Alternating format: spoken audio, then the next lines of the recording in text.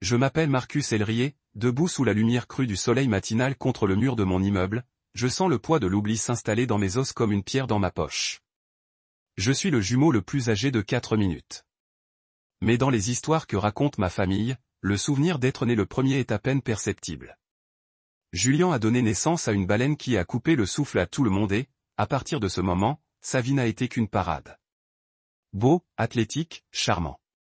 Ce sont les mots qu'il murmure encore à son sujet lorsqu'il me rencontre.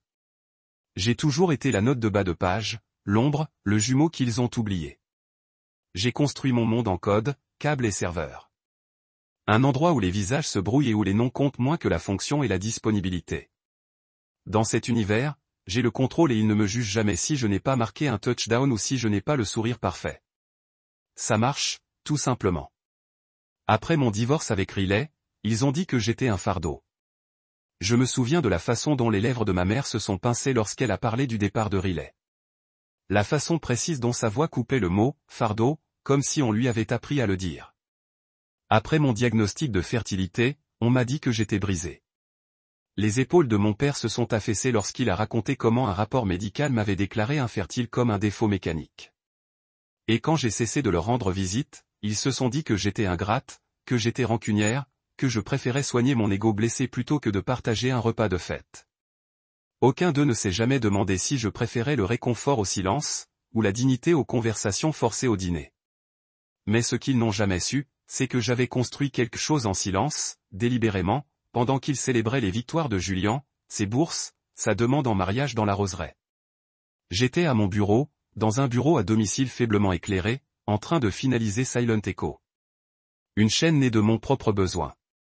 Un foyer numérique pour les hommes confrontés à la violence psychologique, à la trahison et au doute.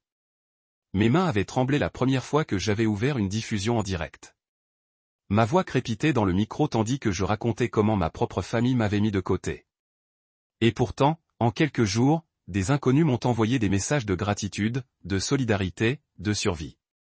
Je n'aurais jamais imaginé que ma douleur puisse créer des liens. Maintenant, je savais que c'était possible. Aujourd'hui, c'est la première fois que je fais surgir un écho silencieux de la lueur vacillante de mon écran pour le faire entrer dans la lumière de ma vie. Mon cœur bat la chamade dans ma poitrine comme un vieux moteur qui essaie de démarrer. Je porte mon costume noir parce que je n'ai besoin d'aucune distraction, ni de cravate ni de pochette tape à accent grave-l'œil pour masquer la sérénité que je sens grandir en moi. Derrière mon objectif, je suis un technicien, un créateur, et devant lui, je deviendrai autre chose, un témoin. J'ajuste l'angle de la caméra une dernière fois. La lumière scintille comme une promesse ou un avertissement. Je ne sais pas trop. Mon téléphone vibre, ce qui déclenche le direct. 20 secondes, 10, 5. Le petit point rouge clignote et j'entends ma propre voix annoncer « Bonjour à tous, ici Marcus Elrier. » Je suis en direct. Le compteur grimpe déjà. 10 spectateurs, 20. Je retiens mon souffle. Ce n'est plus pour moi seul. C'est pour les hommes qui ne sont jamais invités à la table familiale. Les fils qui n'ont jamais concrétisé ce moment fort. Les partenaires mis de côté comme des débris lorsqu'un mariage ou une relation devient gênante. Je m'éclaircis la gorge. L'écran derrière moi s'allume, affichant la petite icône verte qui signifie que nous sommes connectés.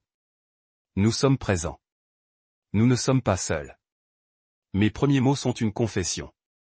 Je suis le jumeau le plus âgé de 4 minutes et j'ai passé la majeure partie de ma vie dans l'ombre de mon frère. Je marque une pause, laissant le silence porter le poids d'une vie de comparaison. Il disait que j'étais silencieux. Il disait que j'étais agréable. Il disait que je n'avais jamais résisté. Mais ce qu'ils ont perçu comme une obéissance était mon propre refus de livrer des batailles que je savais ne pas pouvoir gagner selon leurs règles. Quand les réussites de Julien envahissaient chaque pièce, mes propres réussites, mon travail, passaient inaperçus. Après mon divorce, après mon diagnostic de fertilité, on m'a dit que ma vie était brisée. On m'a dit que j'étais un fardeau. On ne m'a jamais demandé si je souffrais. Les messages défilent dans le chat. Je te comprends. Merci pour ça. Tu n'es pas seul. Ma gorge se serre. J'ai failli m'étouffer, mais je persiste. Pendant longtemps, je les ai crus.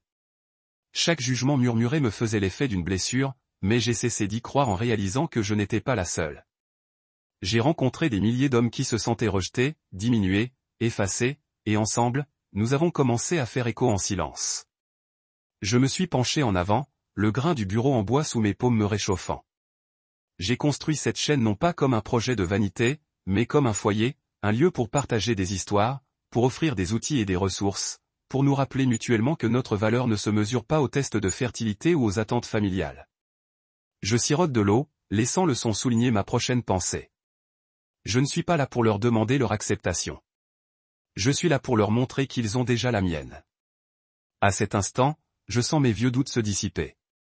Le souvenir d'être ignoré lors des réunions de famille, d'entendre toujours le nom de Julien en premier, de voir Riley repartir avec une valise pleine d'espoir. Tout cela s'amenuise sous la vérité que je dis maintenant. Je suis assez forte pour bâtir une communauté de survivants. Je suis capable de réécrire mon propre récit. Et pour la première fois, je sais que je ne suis pas le frère qu'ils ont oublié. Je suis la fondatrice de quelque chose d'important. Je termine la diffusion et m'installe confortablement. Le bourdonnement discret de mon ordinateur, le seul son à l'écran. Les spectateurs se comptent par milliers. Les commentaires racontent comment ils se sont reconnus dans mon histoire. Les dons affluent, petits et grands, jetant les bases de ce soulèvement silencieux. Mon association est née de cet instant. Je ferme les yeux et respire. Le poids de cette pierre dans ma poche a disparu. Je me lève et m'avance vers la lumière, prête à affronter la suite. Parce que cette fois, ils ne m'oublieront jamais. L'enveloppe dorée est restée 3 jours sur mon bureau avant que j'ose l'ouvrir. Je fixais l'épais. Parchemin gravé du nom de Julien et d'un monogramme complexe qui semblait se moquer de moi par son élégance. Ma mère avait appelé 2 jours plus tôt, la voix mielleuse, faussement inquiète. « Essaie de ne pas te prendre pour toi, Marcus », m'avait-elle averti. « Laisse Julien briller. » J'ai failli rire aux éclats, car je n'avais pas prononcé mon nom à voix haute dans les vraies conversations familiales depuis plus d'1 an. Laisse-le briller. Ils avaient fait briller sa vie toute leur vie sur mon existence vague et négligée. J'avais appris depuis longtemps que si j'essayais d'interrompre leur célébration, ils se réfugieraient dans un silence poli et feraient comme si je n'existais pas. Le matin du mariage, j'ai revêtu le costume gris anthracite que j'avais acheté pour le départ de Riley, celui que je n'avais jamais porté. Il était légèrement ample, les manches effleurant mes poignets, comme s'il était lui aussi relâché dans son engagement à me maintenir uni. Je me suis regardé dans le miroir. Cheveux soignés, chemise impeccable, cravate nouée en Windsor, et je n'éprouvais qu'un léger frémissement de détermination. Je n'avais pas besoin d'être charmant, sportif ou beau. J'avais besoin d'être vu.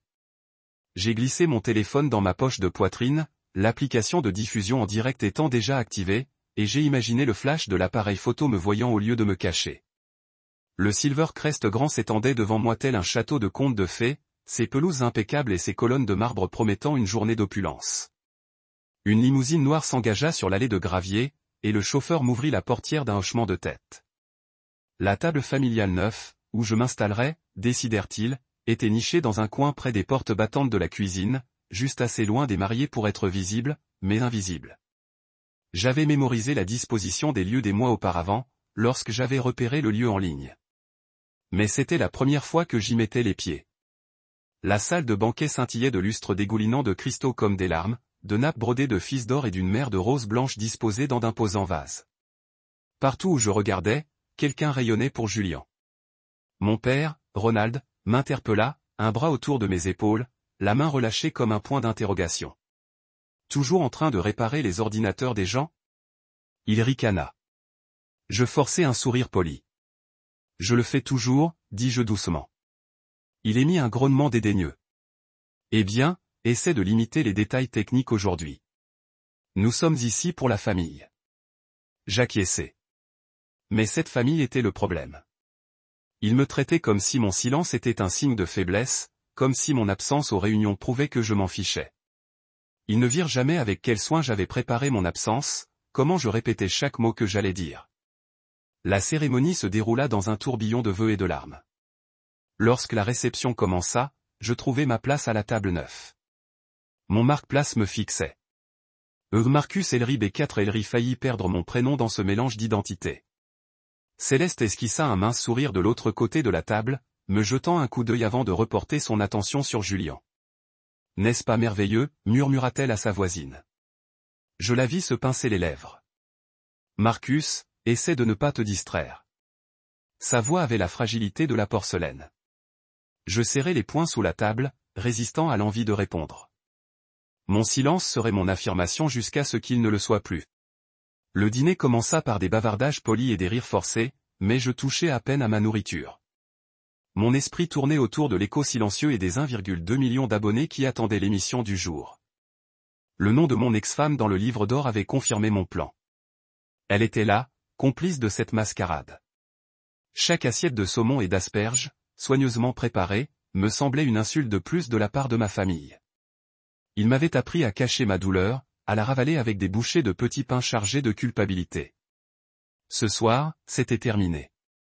Je me suis excusé, me levant lentement pour ne pas attirer l'attention. Le silence s'est installé dans la salle, tous les regards se sont tournés vers moi. Une curiosité familière, éveillée par mon mouvement rare, m'a envahi.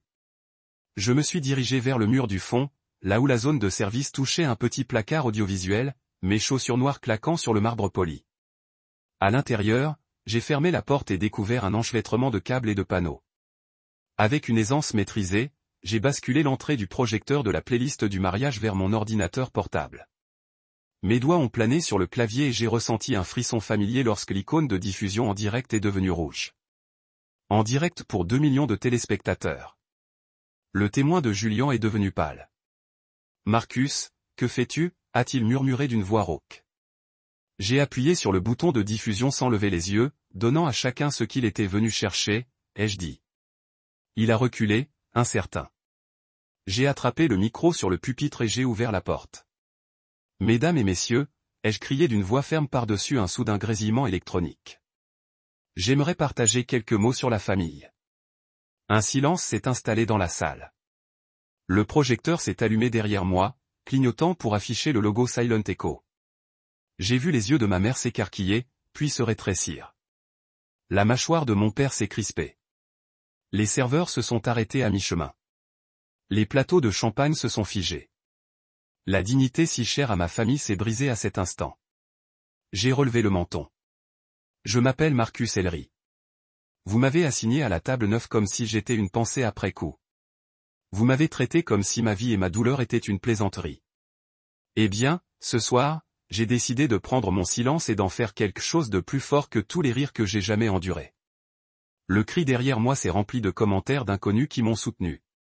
Vous êtes resté silencieux trop longtemps, disait l'un d'eux. On vous voit maintenant, un autre. Les murmures ont grandi, une pulsation collective résonnant dans les couloirs de marbre, plus puissante que tous les vœux prononcés une heure plus tôt. Je tenais le micro comme une bouée de sauvetage ou une arme, à la fois vérité et balle. J'ai construit Silent Echo pour les hommes comme moi. Des hommes à qui on disait qu'ils étaient brisés, indignes, invisibles. Je n'avais pas demandé cette tribune, mais je l'avais acceptée. Car si je ne pouvais pas avoir une famille qui m'entende, j'en fonderais une qui le ferait. Au moment où je descendis, l'air était lourd d'un silence stupéfait et des applaudissements nourris de ma communauté en ligne. Ma mère se détourna, les joues rouges. Mon père semblait avoir avalé une pilule amère. Julien resta figé sur place, son sourire parfait disparut. Je retournai à ma place à la table 9, le cœur battant, et m'assis, enfin vu, enfin entendu, enfin libre. La réception se déroulait sous des lustres scintillants, chaque prisme de cristal projetant des arcs-en-ciel fugaces sur le sol de marbre, comme si l'univers se moquait de la perfection artificielle qui se présentait à moi. Je me faufilais dans la foule tel un fantôme, enveloppé seulement par le froid de l'indifférence. Le Sylvrest grand était somptueux dans ses moindres détails. Une vaste cour bordée de cyprès, des gargouilles sculptées perchées au-dessus des portes et des jardins luxuriants où les conversations chuchotaient. Malgré la splendeur, tous les cœurs dans cette pièce battaient pour mon frère Julien. Il se tenait au centre de la salle de bal, resplendissant dans son smoking sur mesure, accueillant les invités avec le charme inné qui avait fait de lui l'enfant chéri de la famille.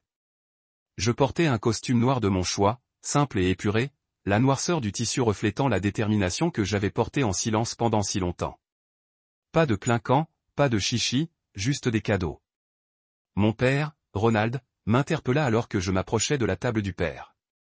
Il me serra la main mollement, le regard brillant d'une politesse obligeante. « Tu t'amuses bien » demanda-t-il, même si son ton laissait entendre que je devais trouver mon propre plaisir. Je soutins son regard droit dans les yeux. Je m'imprègne de tout, répondis-je doucement, d'une voix suffisamment posée pour exprimer la tempête qui m'envahissait.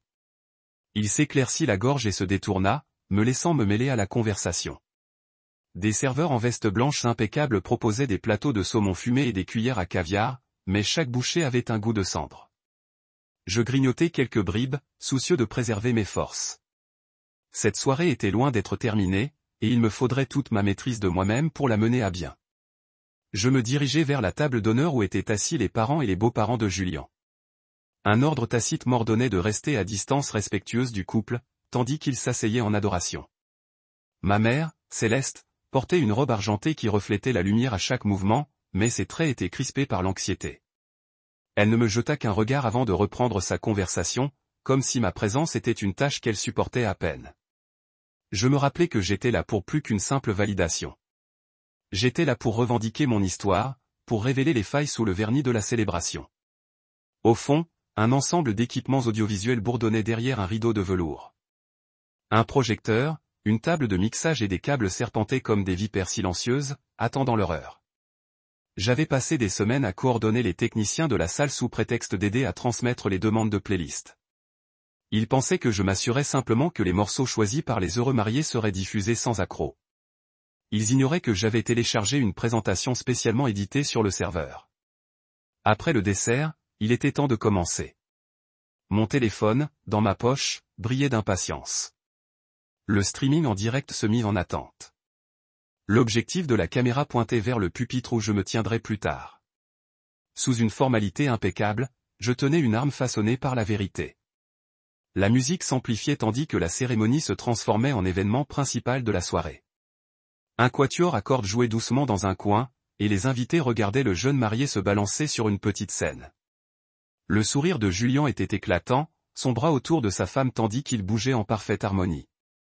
Je me tenais derrière la dernière rangée de chaises, le cœur battant au rythme des violons.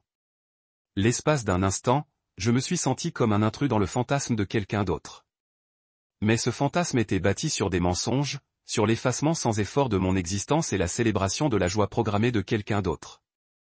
J'avais attendu trop longtemps pour rester invisible. Lorsque la dernière note s'est estompée, le présentateur s'est avancé pour présenter le diaporama hommage. Il a actionné la télécommande et le projecteur a projeté la première image sur l'écran. Un instantané d'enfance de Julian en uniforme de petite ligue, taché de boue et triomphant. Rires et applaudissements ont résonné dans la salle. Diapositive après diapositive, le bal de fin d'année, la remise des diplômes, les fiançailles, chaque image témoignant du récit que ma famille chérissait.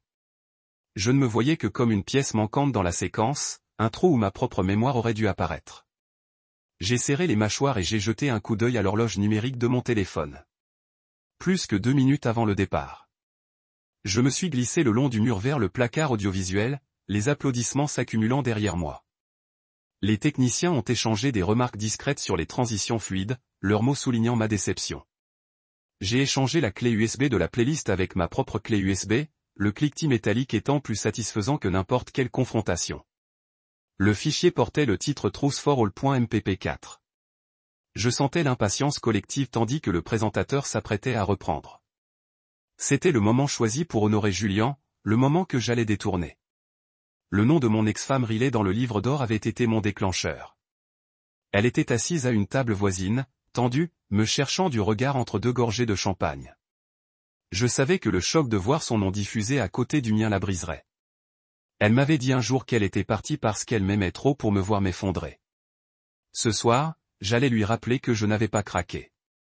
J'étais en train de me reconstruire. Le maître de cérémonie s'éclaircit la gorge et rendit hommage au marié. L'écran vacilla, mais au lieu de la photo suivante de Julian, il affichait une barre de chargement correspondant au nombre de diffusions en direct. Téléphone et poche se gonflèrent. Les serveurs s'arrêtèrent, les plateaux en l'air.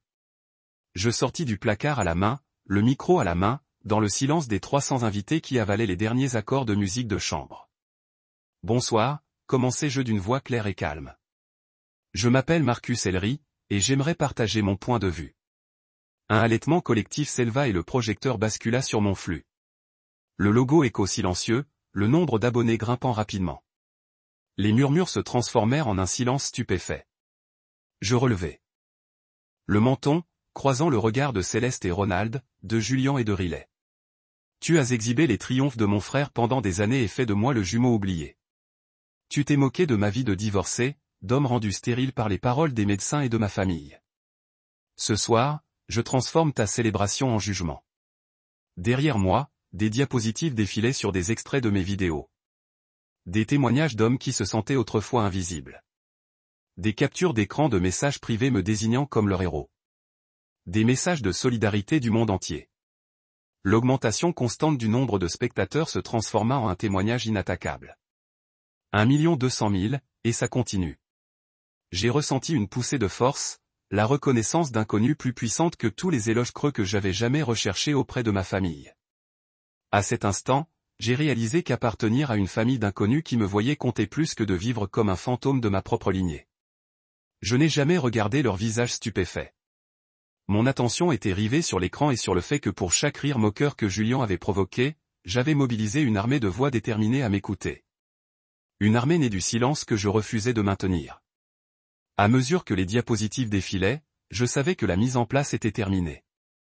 L'espace avait changé. Le récit dont j'avais hérité touchait à sa fin, et celui que j'écrivais, celui de la vérité, de la résilience et de la réappropriation, venait de commencer. Au milieu du dessert, j'ai senti la tension dans la salle s'amplifier comme une cloche. Des assiettes de panna cotta à la vanille et de ganache au chocolat étaient à moitié mangées, ignorées au profit de regards furtifs vers l'écran du projecteur. J'étais retourné à la table 9, mais je ne m'étais jamais vraiment assis. Je flottais, le corps raide, les sens éveillés à la perspective de la suite. L'air était lourd de bavardage poli jusqu'à ce que la voix du maître de cérémonie me tranche comme un scalpel. Mesdames et messieurs, veuillez porter votre attention sur l'écran pour un diaporama spécial en hommage aux mariés. Une vague d'applaudissements a suivi, mais c'était creux, un réflexe. Je savais ce que cela signifiait. Le montage soigneusement organisé des moments précieux de Julien allait bientôt nous submerger dans une vague de nostalgie si aveuglante que personne ne verrait ce qui se cachait en dessous. Les lumières se sont tamisées et la première image a pris vie. Julien, 7 ans, frappant un home run qui s'élevait triomphalement au-dessus de sa tête, tandis que ses coéquipiers l'entouraient en liesse. J'ai senti une douleur sourde d'exclusion me serrer la poitrine. Je n'étais pas sur la photo.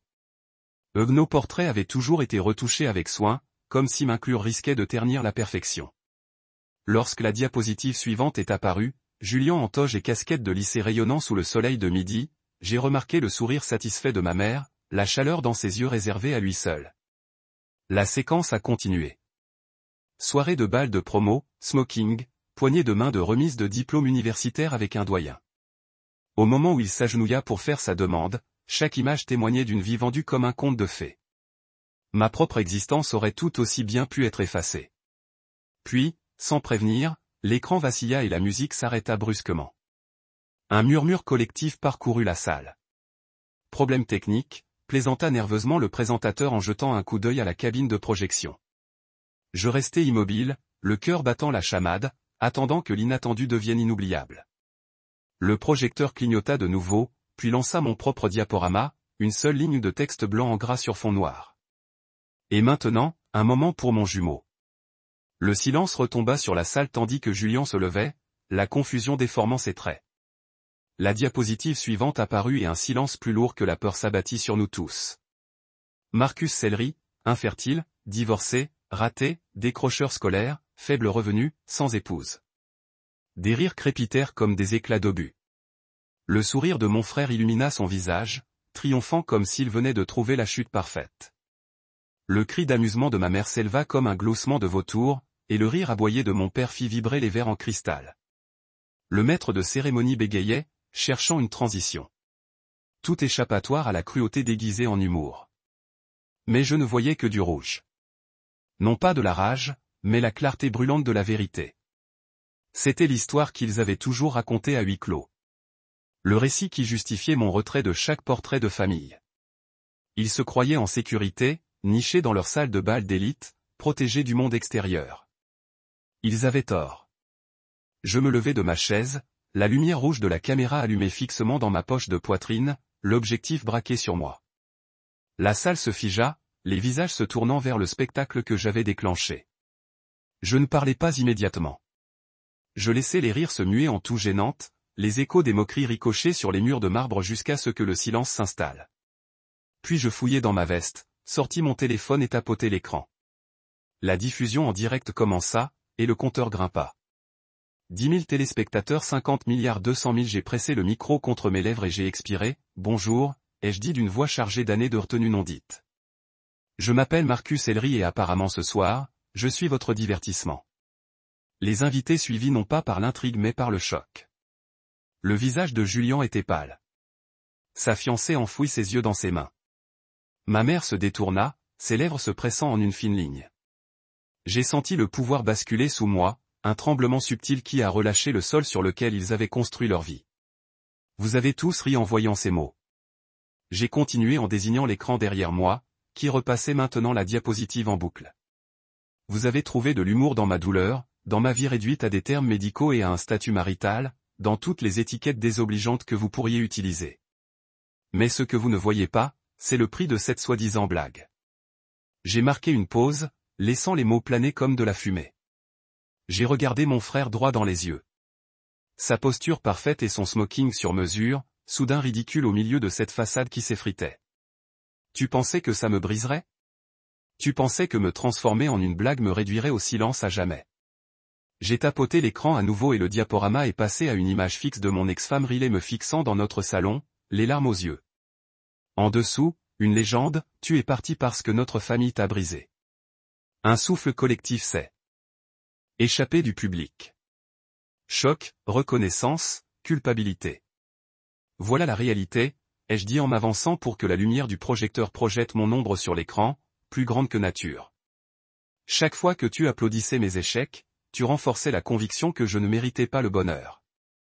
Après mon divorce, tu murmurais que j'étais un fardeau.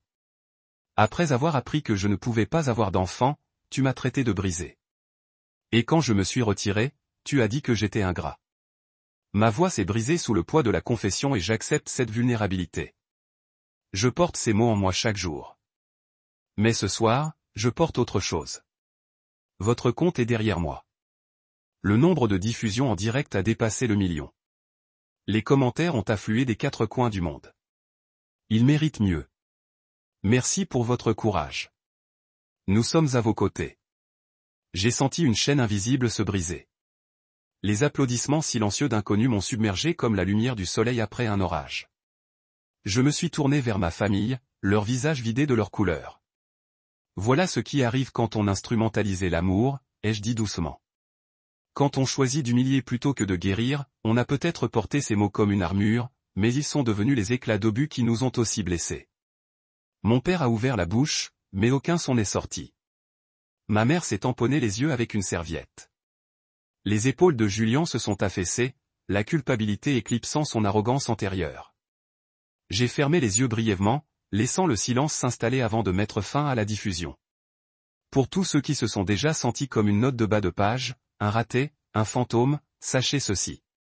Tu as une voix et elle mérite d'être entendue. L'écran s'est éteint. Le projecteur est revenu au salon du mariage, mais la salle est restée suspendue, entre l'avant et l'après. Je suis retourné à la table 9, où ma chaise m'attendait comme si rien n'avait changé, et pourtant tout avait changé. Assis, le cœur battant, je les regardais assimiler la vérité qu'ils n'avaient jamais voulu voir révélée. Ce soir, la diapositive avait brisé leur silence, et le mien, je le réalisais, ne le serait plus jamais. Lorsque le projecteur s'est éteint et que le tintement poli des couverts a repris son écho inquiétant, j'ai ressenti une poussée d'adrénaline me rappelant pourquoi j'étais venu. Non pas simplement pour embarrasser une famille, mais pour me réapproprier ma propre histoire. Mes frères, mes parents, même Riley, tous pensaient que le pire était passé. Ils avaient vu leur diapositive, entendu leur murmure dévoilé et s'étaient retranchés dans un silence stupéfait. Mais dans ce silence pesant, j'ai compris que mon moment ne faisait que commencer. Je m'éloignai de la table 9, téléphone portable à la main, et traversai la piste de danse pour rejoindre la scène principale, où le micro attendait toujours, tel un vieil ami, impatient d'entendre mes paroles. Les lumières de la salle de bal s'éteignirent encore tandis que mon approche attirait l'attention des invités restants. Les serveurs hésitaient, hésitant entre servir une autre tournée ou débarrasser les assiettes à dessert des débris. Je soulevai le micro et attendis que le silence retombe, laissant planer le choc résiduel. Puis je tapotai le côté de mon téléphone et le projecteur se ralluma. Cette fois, l'icône rouge, live, pulsait dans le coin supérieur. Le compteur à côté affichait un incrément précis en temps réel. 25 003 cents 00 500 000. Mon cœur battait la chamade. Un demi-million de personnes, des inconnus connectés pour regarder un diaporama de mariage, étaient désormais témoins de ma vérité. Je m'éclaircis la gorge. Bonjour à tous, je m'appelle Marcus Ellery, commençai-je, la voix posée malgré le tourbillon d'émotions. La salle s'est penchée. Leur souffle était partagé entre incrédulité et curiosité. Vous avez maintenant vu le côté le moins flatteur de ma vie. Un diagnostic de fertilité, un divorce, une carrière que mon père juge indigne d'orgueil. Je me suis arrêté, imaginant le coup que ces mots pourraient leur infliger. Mais ce n'est pas tout. Derrière moi, l'écran est passé à la page d'accueil de ma chaîne. Silent Echo, le nom en gras sur fond sombre, flanqué de badges d'abonnés et d'un flux de commentaires florissants qui défilaient en temps réel. Il y a 2 ans, ai-je continué, j'ai lancé cette chaîne au sous-sol de mon appartement. Pas de public, pas de sponsor, juste des aveux bruts. J'ai posté la première vidéo parce que j'en avais assez de cacher ma douleur. J'ai mis en ligne un clip expliquant comment les dîners de famille se transformaient en champs de mine et comment chaque regard de ceux qui étaient censés m'aimer ressemblait à du fil barbelé. Je ne m'attendais pas à plus de quelques vues. Le nombre de spectateurs a bondi. 6 cents 0700 000. J'ai souri, une lueur de triomphe dans la poitrine. Mais un homme m'a envoyé un message. Je pensais être seul. Tu m'as donné de l'espoir. Puis un autre. Je ressentais cela chaque jour. Je te remercie. Et peu à peu, un par un, des inconnus ont trouvé le chemin jusqu'ici.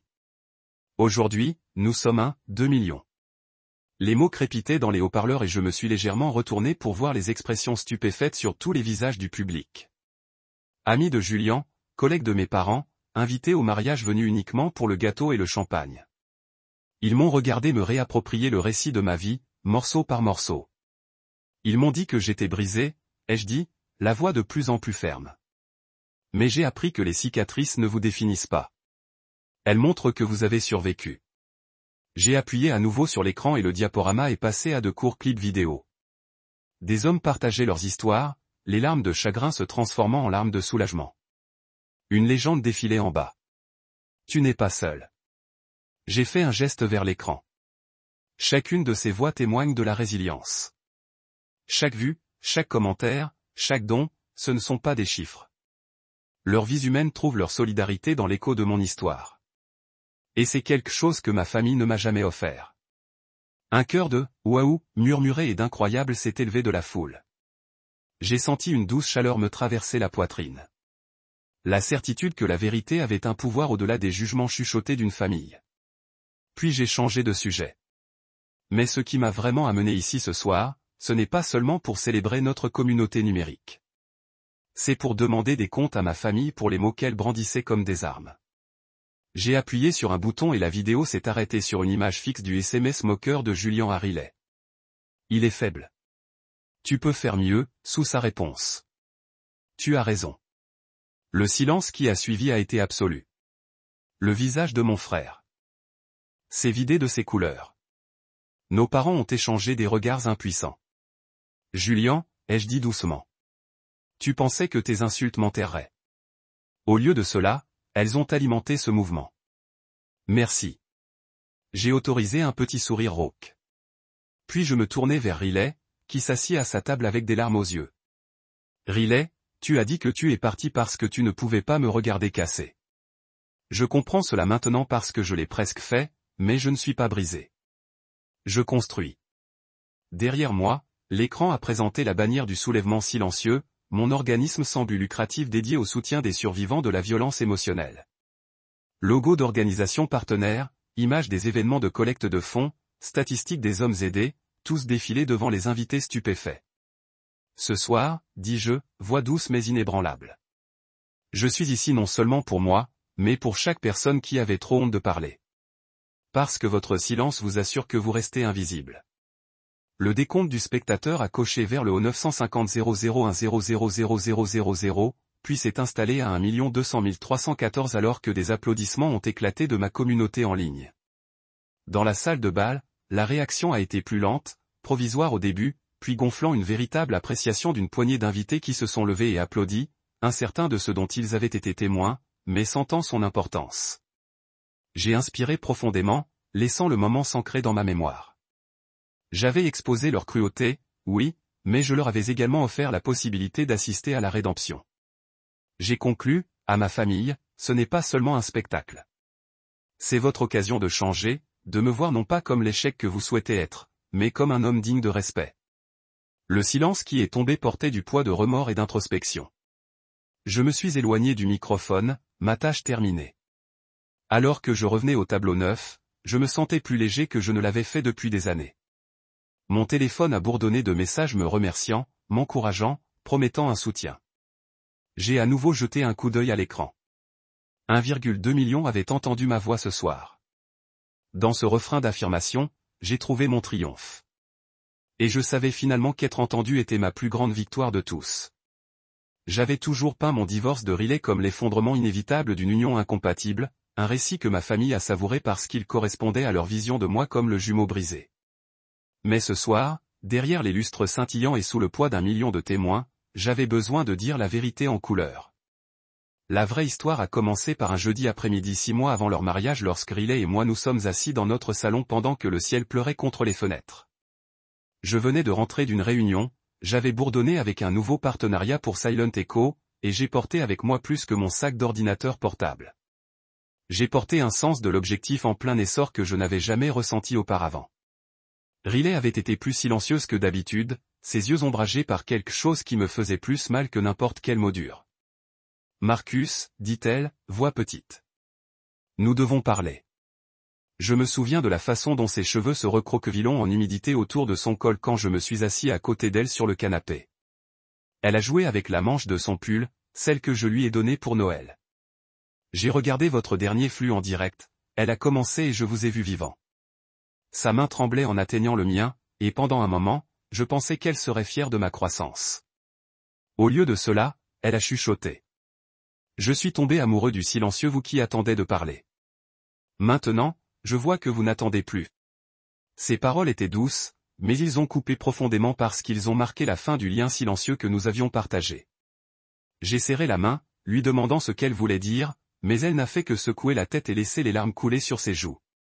Je ne peux pas te regarder se casser tous les jours, a-t-elle déclaré. Je ne peux plus être votre témoin. Cette nuit-là, je l'ai amenée à la porte sous la pluie, chacune laisse tomber des applaudissements silencieux pour la vie que nous espérions une fois construire. Riley m'a serré dans ses bras longtemps et à proximité, comme si elle imprimait ma forme dans son esprit avant de me laisser partir. Nous n'avons jamais soulevé nos voix. Il n'y avait pas de claquement de porte ou d'accusations indignées. Seulement le filet constant de la vérité dissolvant les fondements de notre amour. Le lendemain matin, j'ai trouvé sa note. J'ai besoin de trouver quelqu'un qui se tient à côté de moi, pas quelqu'un qui doit se casser pour être entendu. Il n'y avait pas de regret, pas de seconde chance, seulement l'écho de ses pas, laissant mon appartement alors que la porte clignait. Dans les semaines qui ont suivi, ma famille a parlé du divorce comme si c'était mon échec par la conception. Ils ont appelé Riley courageux pour avoir quitté le fragile jumeau. Et ils ont hoché la tête avec sympathie quand je me suis silencieuse au rassemblement de famille. Ils se sont dit que j'apprendrais à endurer. Ce temps guérit tout. Mais ils n'ont jamais demandé ce que j'ai enduré pendant que le temps s'éloignait. Le vide de notre lit. L'écho de son adieu dans tous les coins de l'appartement. La douleur creuse qui a remplacé nos rêves partagés.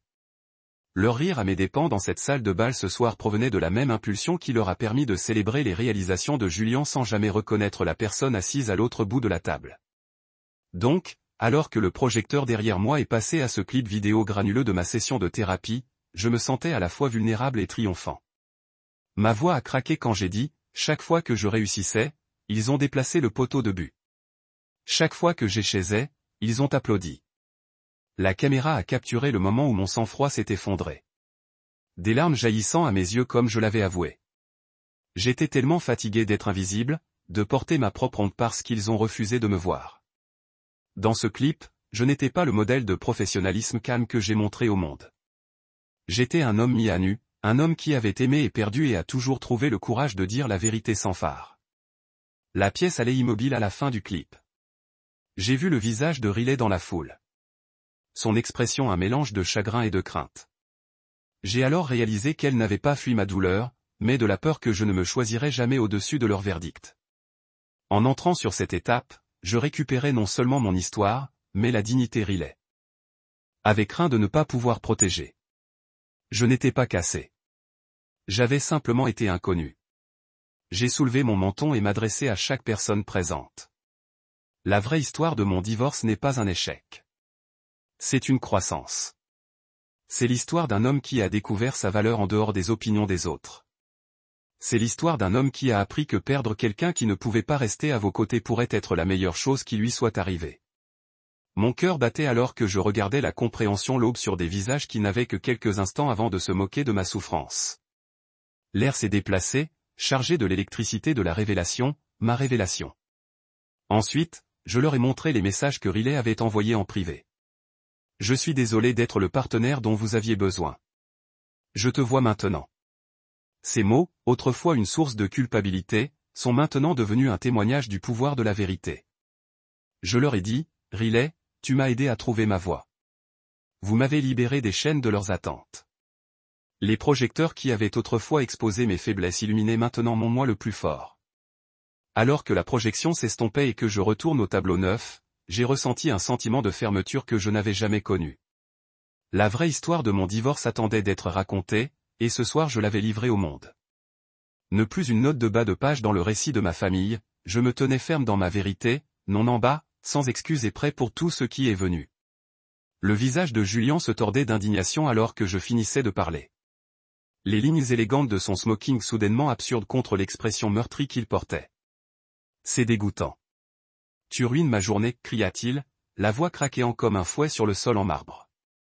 Ces paroles ont sonné creux dans mes oreilles. J'avais déjà entendu des chuchotements pires à huis clos. J'ai rencontré son éclat régulièrement, inchangé par le choc collectif balayant la salle de bal. Autour de nous, les invités se sont déplacés mal à l'aise. Leurs expressions ont dansé entre la fascination et l'inconfort, incertaines de la version de la réalité qu'ils avaient inscrite pour être témoins. J'ai tenu le microphone avec une autorité calme, chaque syllabe mesurée, sans hâte. Vous vous êtes moqué de ma vie devant 300 personnes ce soir, j'ai répondu, voix basse, mais assez claire pour diviser le silence comme une lame. Je réponds simplement devant 1,2 million. Alors que la dernière lie de leur rire s'éloignait, j'ai senti l'élan se déplacer sous mes pieds. J'ai appuyé sur un bouton de mon téléphone et le projecteur remonte à la vie. Cette fois, révélant une série de messages textes échangés entre Julien et Riley, dans un horodatage 6 mois avant notre divorce. L'écran a affiché nos conversations privées pour que le monde puisse le voir. Chaque pixel est un témoignage de la trahison. Le nom de Julien planait au-dessus de ces paroles. Il est faible. Vous pouvez faire mieux. Ci-dessous. La réponse de Riley brillait en bleu glacé. Tu as raison. J'ai besoin de plus. Une consommation collective de respiration résonna à travers la salle.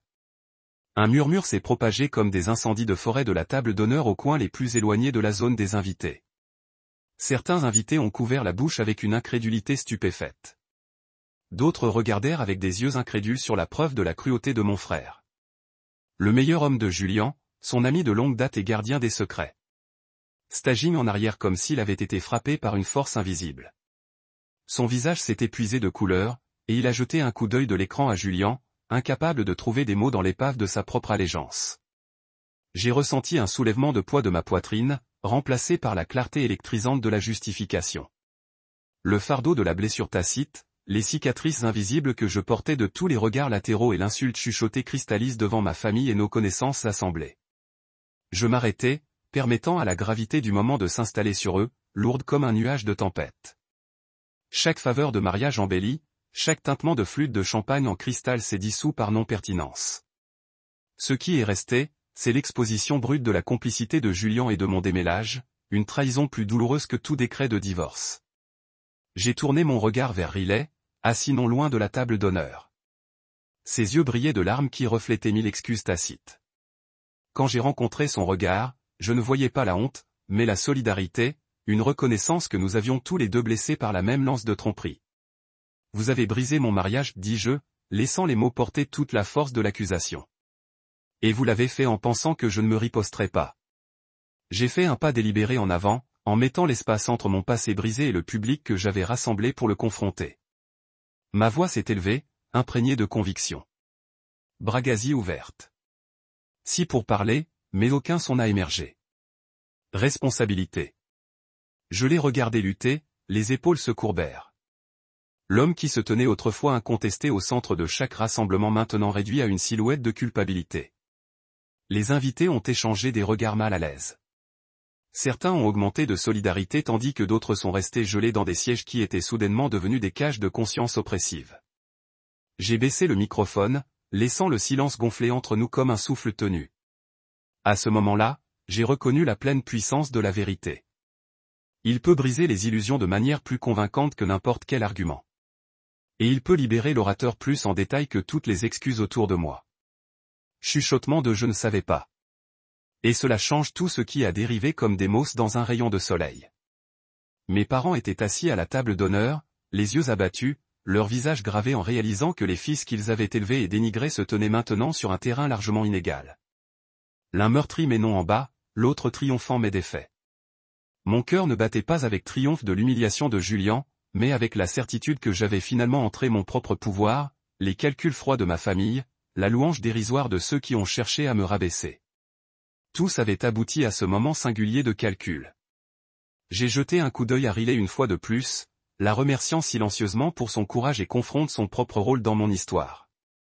Ensuite, je me suis retourné aux invités assemblés, élevant ma voix pour remplir l'espace d'une détermination sans faille.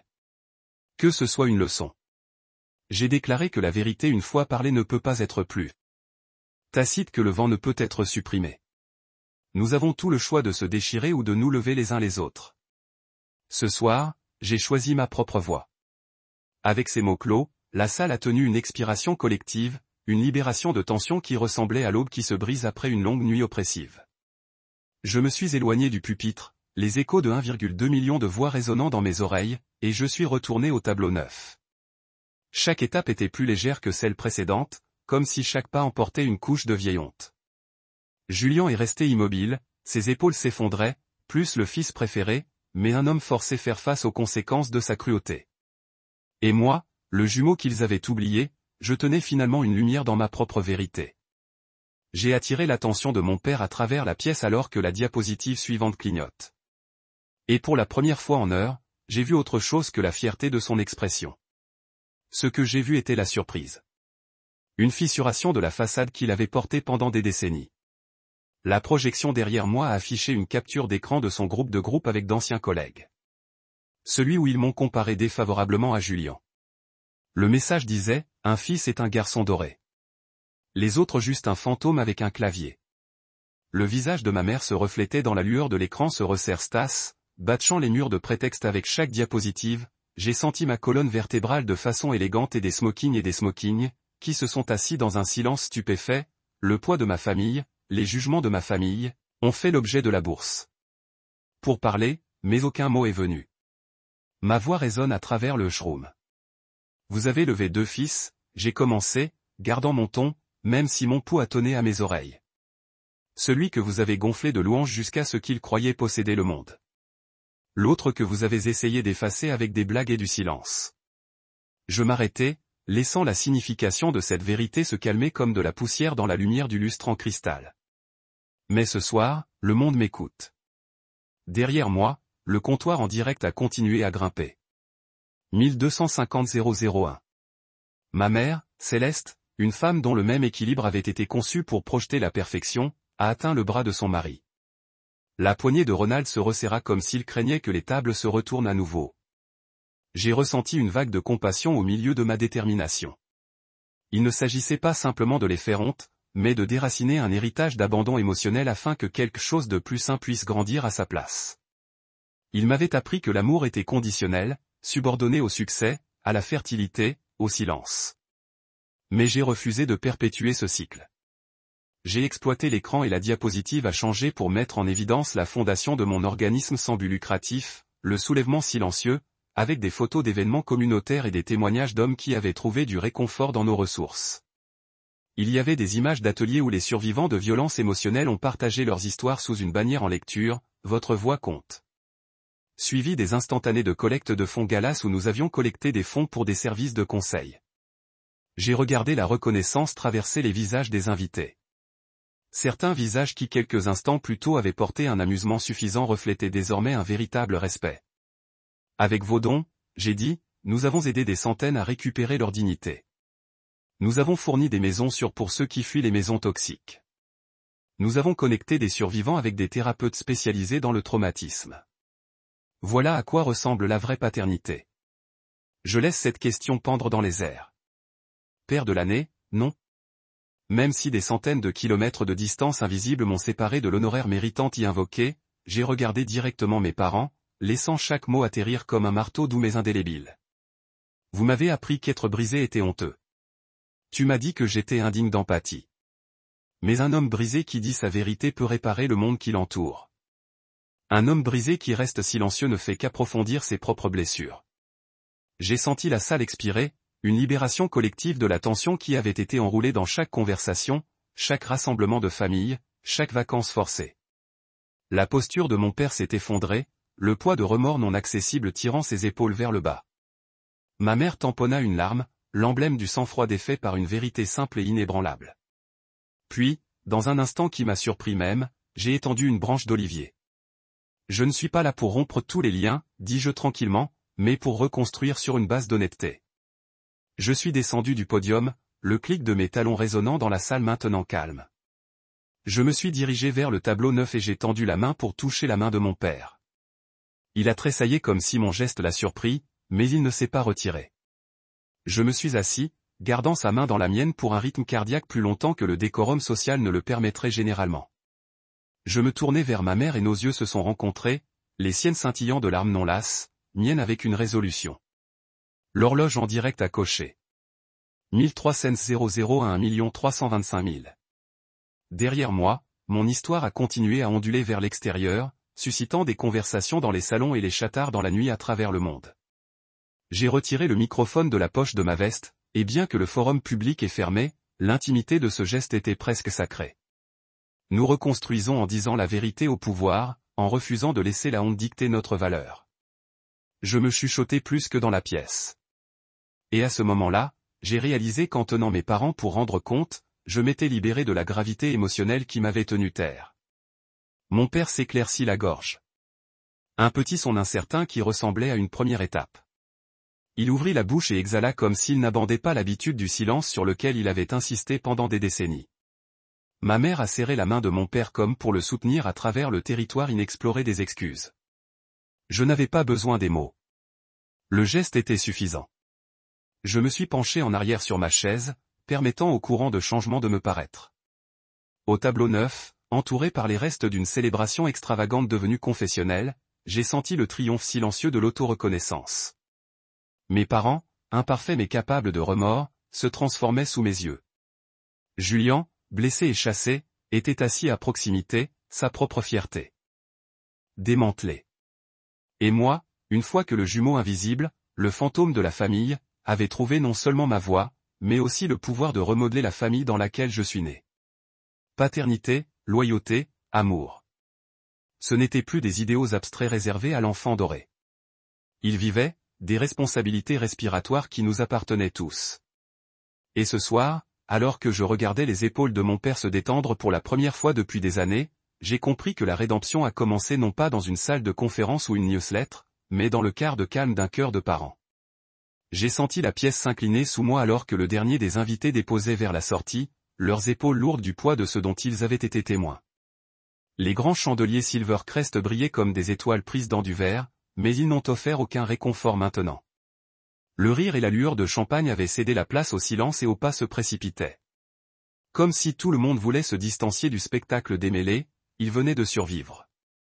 Je me tenais au bord de la piste de danse, le cœur battant si fort que cela avait l'impression que cela pourrait tonner à mes oreilles et regarder Riley glisser de sa chaise sans me regarder. Elle déplaçait les serveurs à empiler des assiettes, des groupes passés de spectateurs stupéfaits, vers les portes françaises qui ont conduit à la terrasse du jardin. Je n'ai hésité qu'une seconde avant de suivre. Mon téléphone est toujours en main et le flux en direct fredonnant toujours avec une activité derrière moi. À l'extérieur, l'air nocturne était frais et parfumé au jasmin. Les portes en verre reflétaient mon visage. Des lignes pointues de triomphe se mêlaient à l'épuisement. J'ai vu la chasse d'adrénaline dans mon les joues, l'ensemble de ma mâchoire, et j'ai réalisé que je m'étais enfin libéré de l'ombre du silence qui m'avait lié pendant si longtemps. Riley se tenait seul sous un gazebo en fer à tige, son dos à moi. Le clair de lune a filtré à travers le travail du treillis, peignant ses cheveux en argent. Je me suis approché tranquillement, chaque pas un rappel que certains gouffres ne peuvent pas être comblés simplement par l'honnêteté. Pourtant, j'avais besoin d'elle ici, ne serait-ce que pour assister à ce que l'homme qu'elle ait fui avait trouvé sa voie. Indignité. Riley, dis-je doucement, la voix coupée par le silence de la nuit. Elle se tourna, les yeux écarquillés et scintillants, un tremblement dans ses lèvres que je n'avais jamais vu auparavant. Je ne voulais pas vous repousser, j'ai avoué, entrant dans la piscine de lampe à lampe. Ce soir n'était pas seulement pour eux. C'était pour nous. Pour chaque instant, je suis resté silencieux. Et chaque instant, tu ne pouvais pas me regarder casser. Son regard s'éloigna comme si mes paroles étaient à la fois bombes et pâles. Je t'ai regardé, dit-elle, voix tremblant. Je vous ai regardé les résister. Je vous ai regardé revendiquer le respect que vous méritez. Et j'ai réalisé que je courais parce que je ne pouvais pas supporter de vous voir souffrir seul. Mais vous les avez fait souffrir de votre vérité pour vous sauver. Elle fit une pause, prenant un souffle comme pour mesurer la distance entre les excuses et le pardon. Je suis fier de vous, Marcus. Le tremblement dans ses paroles ressemblait à un étoile dans ma poitrine. J'ai tendu la main, en brossant une serre de cheveux de son visage. Autant une étreinte nocturne. De ma poche et vérifié le nombre de téléspectateurs. Flou, mais le message était clair. Les gens écoutaient et ils s'en souciaient. Riley glissa sa main dans la mienne, sa paume chaude contre mes doigts froids. Revenons en arrière, dit-elle, voix stable maintenant. Montrez-leur que la vérité n'est pas seulement une arme d'exposition. C'est une force pour la guérison. J'ai hoché la tête, l'attirant prêt pour une brève étreinte sous le treillis au clair de lune. À l'intérieur, le dernier serveur a empilé la dernière assiette, et ma famille était assise dans une remise en état de leurs émotions. Mon frère Julien à la table d'habitation. Le temps. Labyrinthe des attentes sociales. Ombre sous ses yeux, trahissant sa panique tardive pour sauver sa réputation. Lorsque nos yeux se sont rencontrés, j'ai vu quelque chose de inconnu dans son regard. Remords. Ses lèvres se séparèrent comme pour parler, mais il s'est installé pour un hochement de tête si léger qu'il était presque imperceptible. Je me suis assis, le clic de ma chaise résonnant doucement dans la salle de bal maintenant vide. Les serveurs ont commencé à effacer les tables et l'acoustique a fait que chaque mouvement résonne comme la finalité. J'ai sorti la chaise de Riley pour elle, et quand elle s'est assise, j'ai ressenti la solidité réconfortante d'un but partagé. Cette nuit avait commencé comme une démonstration de la fierté et du ridicule de ma famille, mais elle s'était transformée en un creuset où ma vérité avait forgé quelque chose de plus fort, ma propre autonorte. J'ai levé mon verre à Riley puis à Julien, mes parents et les rares dispersés qui se sont attardés au lendemain. Pour les nouveaux débuts, dis-je, non pas comme un toast pour le mariage de Julien, mais en reconnaissance que le mien commençait. Le tintement de cristal a rencontré le moulin d'où de déconstruire illusion. À l'extérieur de la vallée se tenaient prêts, les voitures au ralenti comme des promesses oubliées. Mon téléphone a de nouveau bourdonné. Des messages de soutien, des invitations à parler, proposent de collaborer. J'ai glissé l'appareil dans ma poche et je me suis retourné sur les visages calmes de la table d'honneur. J'ai réalisé que le pardon et la responsabilité pouvaient coexister, que les retombées de la vérité n'ont pas besoin de ne laisser que des décombres. Ils pourraient également laisser un terrain fertile pour la croissance. Alors que le dernier invité partait et que les grandes portes se soient fermées derrière eux, je me suis tenu et j'ai tendu la main à Riley. Allez, dis-je, la voix stable avec un but. Rentrons à la maison. Ensemble, nous avons traversé la salle de bal vide, nos pas le seul son en hommage respectueux aux révélations de la nuit. Derrière nous, les échos d'un million de voix chuchotaient dans les murs, un refrain qui se poursuivrait longtemps après que les derniers lustres sentaient de briller. Et en cet écho, j'ai trouvé non seulement la justification, mais la promesse d'un avenir fondé sur l'authenticité, la résilience et la croyance inébranlable que la vérité, une fois libérée, peut transformer le monde. Un an s'est écoulé depuis la nuit où le rire cruel de ma famille résonnait sous la grandeur de Sylvéreste Grand. Et je me tiens maintenant sur une scène différente. Un théâtre à guichet fermé pulsant d'anticipation. Le chapiteau à l'extérieur lit Marcus Ellery. Une blague, non? Là. puissance d'être la punchline jusqu'à ce que vous ne l'êtes pas. Et je peux sentir son poids s'installer autour de moi comme un manteau tissé de chaque mot dur que j'ai jamais entendu. Dans les coulisses, le bourdonnement des préparatifs semble familier. Le tourbillon de l'excitation, le battement des nerfs, le frisson de récupérer mon récit. Cette fois, je ne suis pas une réflexion après coup indésirable lors d'un mariage doré. Je suis le tirage, la raison pour laquelle ces sièges sont remplis. Je prends un souffle lent et stable et je regarde la petite table à côté de moi. Sur elle se trouve une pile de mon livre, des pages ancrées avec l'histoire que j'ai saignée sur du papier et un verre d'eau. Pas de projecteur, pas de compteur de flux en direct, juste la promesse de connexion entre ma voix et un public avide de vérité. Un volontaire me tend un microphone et je souris, reconnaissant dans ses yeux la même étincelle d'empathie que j'ai chassée depuis des années. Les messages de fin de soirée, les remerciements chuchotés, les vies se sont poussées à la guérison. Ils convergent tous ici en ce moment d'engagement authentique. Les parties du rideau et moi entrons sous les projecteurs. Le silence au théâtre ressemble à un souffle tenu à travers le monde. Je vois des visages illuminés par des lumières de scène, des étrangers qui m'ont trouvé via Silent Echo, quelques journalistes qui servent des cahiers, et au premier rang, un siège vide réservé au nom de mon frère. Il n'est pas ici ce soir, ni mes parents. Leur absence est douce amère, mais cela signifie que je n'ai plus besoin d'écrire pour leur approbation. J'écris pour chaque homme qui se sentait effacé. Pour chaque voix réduite par la honte. J'ouvre le livre à la première page, mais au lieu de lire, je parle. Mon frère m'a appelé une fois un échec pour une foule de 300. Ce soir, je me tiens avant 1400, non pas comme une punchline, mais comme preuve que la blague peut allumer son caissier. C'est notre histoire d'être sous-estimé, négligé et sous-évalué. Jusqu'à nous décider de notre valeur, le public se penche. Et je sens leur pouls collectif, un écho vivant de solidarité. Je raconte la nuit du mariage de Julian, tissant la mémoire dans une tapisserie de révélation et de résilience. Je décris le silence qui est tombé lorsque leur diaporama s'est transformé en ma confession. Le choc qui a percuté à travers chaque invité bien guéri et la montée des mains invisibles me levant pendant que je parlais. Leur rire avait piqué, mais cela m'a appris que les mots ne retiennent le pouvoir que lorsque nous les avons laissés nous définir. J'ai trouvé le mien, je leur dis. Et maintenant, je le partage pour que vous puissiez trouver le vôtre. Pendant que je parle, les images du travail de mon organisme à but non lucratif apparaissent sur un seul écran derrière moi. Atelier où les hommes découvrent leur voix. Soutien des groupes où les larmes coulent librement. Événements communautaires qui célèbrent la survie. Chaque photographie ancre le récit et les vies transformées. Une vague d'applaudissements suit, non pas pour un scandale exposé, mais pour un mouvement né. Ensuite, je m'arrête et j'invite des questions. Un homme dans la foule me demande comment j'ai trouvé le courage de faire face à ma famille devant 1 million de personnes. Je réponds honnêtement. Je me rends compte que le seul public qui compte est celui qui vous voit lorsque votre dos est tourné. Le reste peut s'ajuster. Le rire ondule dans le couloir, chaleureux, validant. Une femme pose des questions sur le pardon. Je lui dis que le pardon ne concerne pas les coupables. Il s'agit de vous libérer de leur emprise.